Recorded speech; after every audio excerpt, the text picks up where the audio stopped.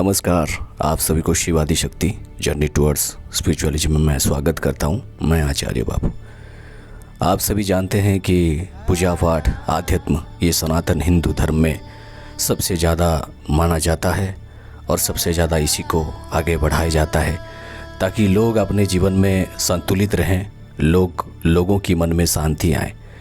लेकिन मैं आप सभी को सवाल पूछना चाहता हूँ, क्या पूजा पाठ अंधविश्वास है? क्या पूजा पाठ करने से आदमी संन्यास हो जाता है? क्या पूजा पाठ करने से कोई इंसान अपने माया से भटक जाता है? क्या पूजा पाठ करने से कोई इंसान गृहस्थ धर्म छोड़ के सांसारिक बन जाता है? बहुत सारे भ्रांतियाँ फैलाई गई है। उस चीज़ को समझाने के लिए, पूरी प्रकरण को समझाने के लिए मैं आप सभी के समक्ष ये छोटा सा वीडियो बना रहा हूँ। वीडियो लंबा भी हो सकता है, लेकिन इसमें ज्ञान जो मिलेगा आप समझ जाएंगे। मेरे सारे जो गुरुकुल परिवार के जो भी लोग हैं वो सभी जानते हैं कि मैं किस प्रकार से विभिन्न प्रकार रहस्य उजागर करता हूं।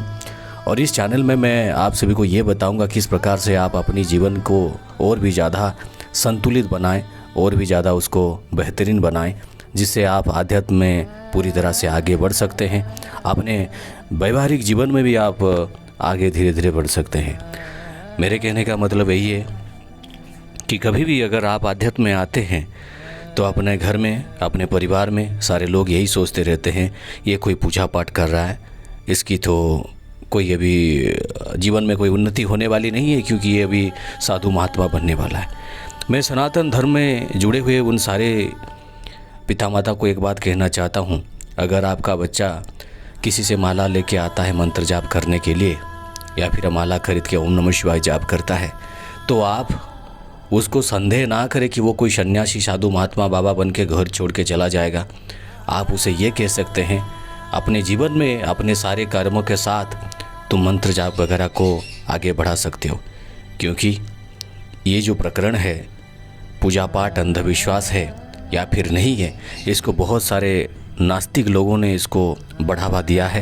क्योंकि जो ज़्यादा पूजा पाठ करते हैं आपको कोई साइकोलॉजिकली बीमारी हो जाती है, आप हर समय पूजा पाठ के बारे में सोचते रहते हो, बहुत सारे उसको टर्म दे दिया गया है।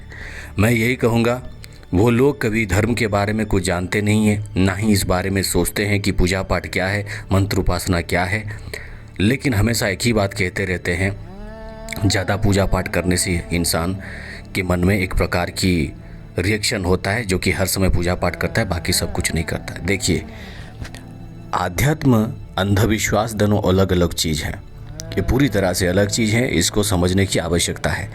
आध्यात्म क्या होता है? आध्यात्म मार्ग वो मार्ग है जो व्यक्ति को अपने जीवन में संतुलित रहने का मार्ग दिखाता है।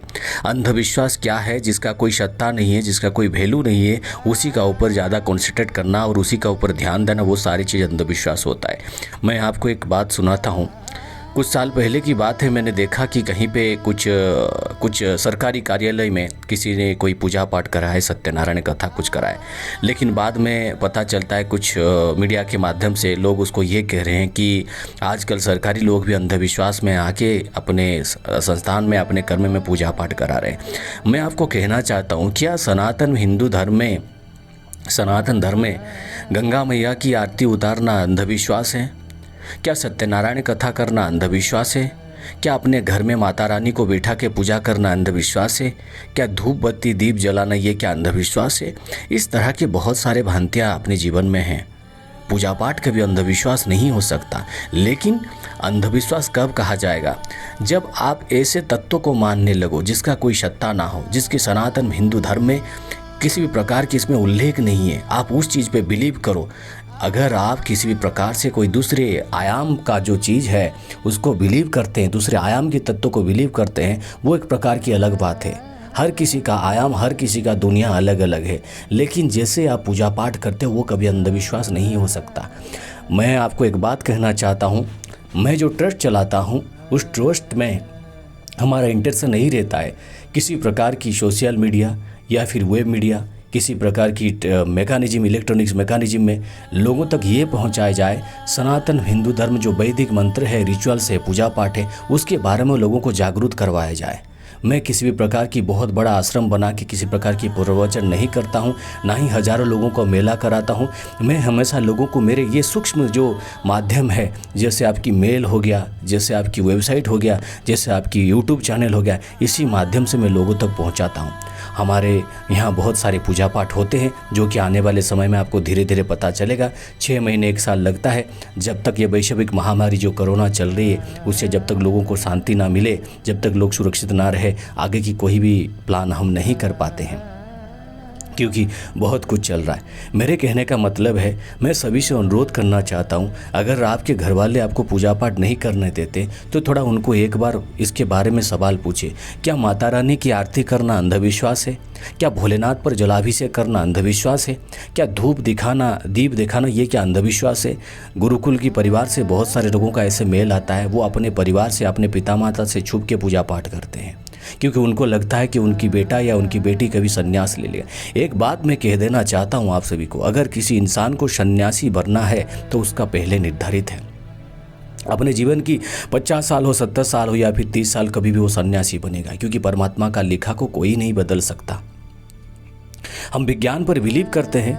मैं आगे बताऊंगा कि किस तरह से एक सॉफ्टवेयर इंजीनियर से कैसे पुजारी बन गया मैं, ये चीज़ पूरी प्रकरण में आपको बताऊंगा।